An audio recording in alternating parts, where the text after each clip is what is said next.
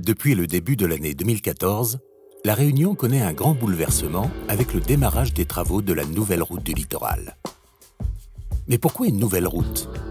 Plusieurs raisons que connaissent bien les Réunionnais, car la route actuelle est dangereuse. C'est un véritable calvaire presque quotidien depuis des dizaines d'années. La première route en corniche fut inaugurée en 1963. Elle frôlait la falaise sur 2 voies, construites sur les éboulis millénaires et quelques dynamitages complémentaires. On retrouve encore aujourd'hui les vestiges de cette petite route qui devait être parmi les plus dangereuses du monde. Pas un seul jour sans que des morceaux de roche ne s'abattent sur l'asphalte. Le littoral nord de l'île, entre Saint-Denis et la Possession, est en effet constitué d'un long flanc de falaises presque verticales, formé par les nombreuses éruptions volcaniques dont les coulées se sont superposées il y a 500 000 ans. Ce millefeuille de coulées successives ont donné des couches de différentes compositions. Selon le type de magma, elles sont tantôt très dures, tantôt friables.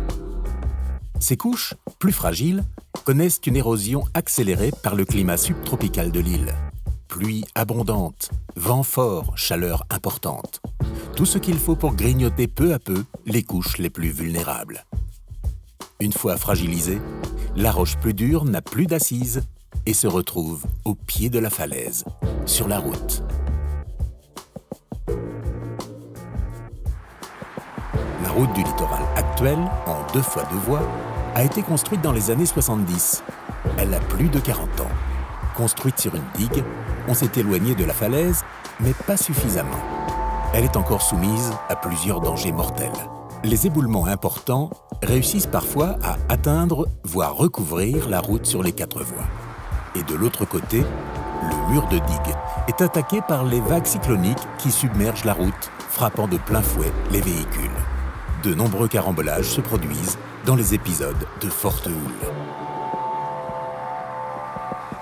On a donc posé des filets de protection pour réduire l'énergie des roches lorsqu'elles se détachent et les contenir au mieux au pied de la falaise. On a élevé des murs de gabions pour créer un rempart. On a posé une innombrable quantité de tétrapodes pour casser les vagues qui se précipitent sur le mur de la digue. Mais le calvaire continue encore aujourd'hui. En période cyclonique, la route devient un danger permanent. On ne peut emprunter cette route sans avoir peur. Mais malgré les tragédies qui se produisent encore régulièrement, cet axe est vital, car il relie la préfecture, en quelque sorte la capitale économique de l'île, et la zone portuaire située à l'autre bout de la route. Plus de 60 000 véhicules empruntent la route du littoral chaque jour, et le chiffre est en progression constante. Autre problème de taille, la route actuelle a été conçue à l'origine pour une durée de vie de 50 ans.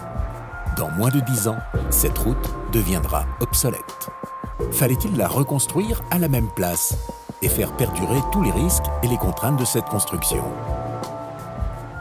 Ou bien alors, imaginer une nouvelle route suffisamment haute pour ne pas subir les houles les plus destructrices et suffisamment éloignée de la falaise pour ne risquer aucun éboulement.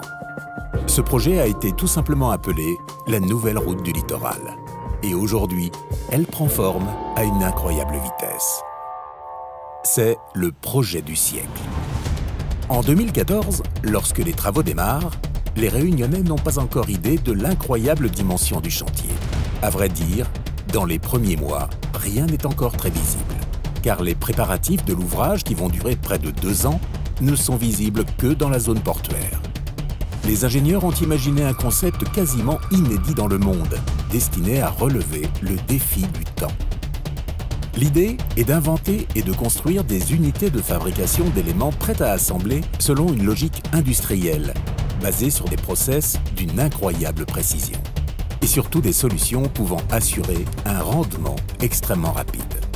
Dans cette zone de fabrication, on érige les piles qui supporteront le grand viaduc de 5 km 400 qui passera au-dessus de la mer. Chaque pile est constituée de 3 éléments principaux. Une embase aux dimensions monumentales, constituée d'une semelle de béton de 20 à 23 mètres de large et 4 mètres de haut. Ces parties bases de piles, de près de 5000 tonnes de béton et d'acier, sont destinées à reposer sur le fond de la mer et émerger de quelques mètres au-dessus de l'océan. Sur ces embases, on pose des fûts qui élève la structure à près de 30 mètres de haut. Chaque fût est surmonté par un chevêtre, la partie haute de la pile. Une plateforme prête à accueillir le dernier élément posé sur des vérins, le méga-voussoir. C'est le point de jonction avec le tablier de la route. Les éléments préfabriqués aux dimensions titanesques sont immergés avec une précision extrême grâce à une barge de transport pouvant s'élever sur ses 8 pieds au-dessus du niveau de la mer. Cette énorme machine a été baptisée Zorit, un bijou high-tech indispensable pour l'avancée du chantier. La technologie embarquée sur Zorit permet de placer chaque pile avec une précision de l'ordre de quelques centimètres. Il ne faut qu'une dizaine de jours pour fabriquer, déplacer et poser chaque pile. Il en faudra 48 pour couvrir la distance. Entre chaque pile, le tablier, d'une longueur d'environ 120 mètres. Chaque arche du tablier est composée de 30 éléments de béton. Ils sont fabriqués dans une seconde unité de fabrication en chaîne. Ici, on produit en série ces éléments appelés voussoirs. Là encore, les ingénieurs ont relevé un incroyable défi, créer des moules à béton à géométrie variable pour que chaque voussoir puisse épouser le tracé de la route. On peut adapter la hauteur, l'angle, l'inclinaison. Chaque voussoir produit ici a une longueur de 4 mètres pour une largeur de près de 30 mètres. Là encore, c'est une prouesse, car rares sont les viaducs d'une telle largeur en un seul bloc. Chaque voussoir pèse entre 250 et 700 tonnes. La production assure la fabrication de 15 voussoirs par semaine, soit environ 2 semaines pour fabriquer une arche qui relie une pile à une autre, 120 mètres. Il faut acheminer chaque voussoir depuis le port jusqu'au chantier, grâce à des plateformes spéciales constituées de 216 roues autonomes, toutes gérées individuellement et coordonnées par ordinateur. Ce sont les fardiers. Quand le voussoir arrive à destination, il rejoint l'incroyable poutre métallique rouge et blanche qui repose sur 3 piles. C'est le lanceur, 300 mètres de longueur. Son mécanisme est lui aussi une prouesse technologique, capable de se déplacer de façon autonome par glissement progressif d'une pile à l'autre. Il peut embarquer 2 voussoirs et les déplacer jusqu'à la zone d'assemblage. Chaque jour, le lanceur peut placer entre 2 et 4 voussoirs, soit 8 à 16 mètres de route quotidiennement. Un rendement incroyable. Chaque mois, la route progresse d'environ 200 mètres. Elle sera visible depuis le bar à choix à Saint-Denis d'ici quelques semaines. Les Réunionnais peuvent assister chaque jour à la progression du chantier et se disent qu'un jour ils emprunteront cette route exceptionnelle pour découvrir une toute nouvelle vue panoramique sur la falaise. Un point de vue d'une exceptionnelle beauté.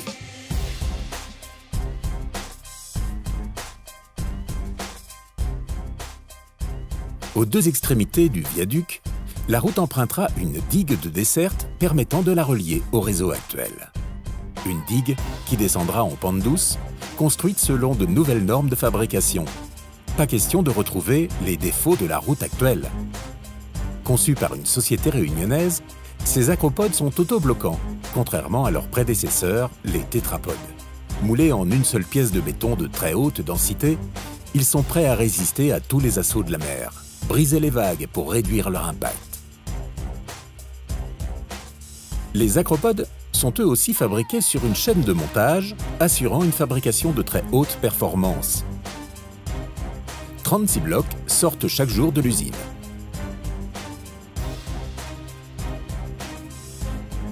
Les vagues qui réussissent à submerger le rempart d'acropodes se heurtent à 2 nouveaux pièges.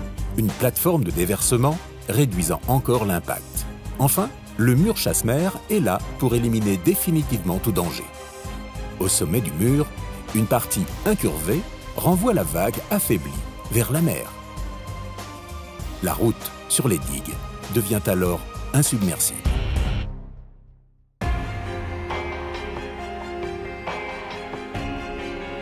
À ce jour, en avril 2018, plusieurs ouvrages sont déjà terminés. l'échangeur de la Possession qui a été le premier à être inauguré début 2017. Le viaduc de la Grande Chaloupe, terminé au cours du deuxième semestre 2017, et les carapaces de digues à Saint-Denis, la Grande Chaloupe et la Possession. Le grand viaduc en est, lui, à la moitié de son trajet après seulement 1 an de travaux. Une avancée extrêmement rapide. La digue de Saint-Denis progresse elle aussi à grande vitesse. La course contre la montre, entamée en 2014, est plus que jamais d'actualité sur le chantier réunionnais du siècle.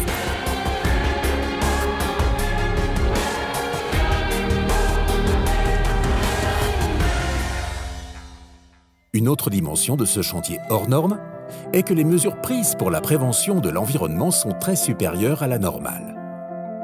L'écologie marine, le repeuplement par les poissons, la qualité de l'eau, les normes de bruit, le respect des espèces protégées comme les dauphins, les baleines et même les tortues.